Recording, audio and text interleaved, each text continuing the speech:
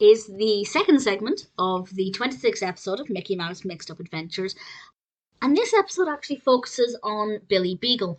And I have to say, the message in this, the lesson, is something that I think a lot of parents will really appreciate.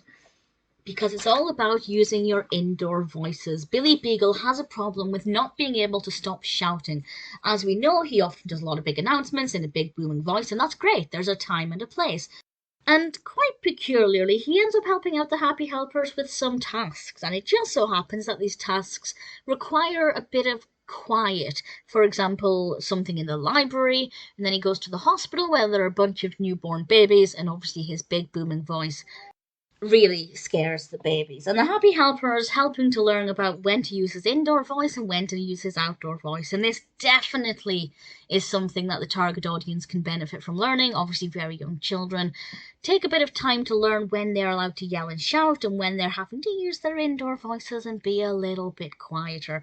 It's definitely a really important lesson, and I think it's very well delivered. And I think because Billy Beagle is a very popular character, he's a very likeable character, but has this flaw, I think it's easier to listen to the lesson that's being taught. Not my favourite lesson episode, personally, but I can definitely see the benefit. I think the narrative flows quite well. The choice of character, I think, was a really good choice. I think it was very effectively done, very well animated, of course. As I said, not a personal favourite, but definitely a pretty solid episode.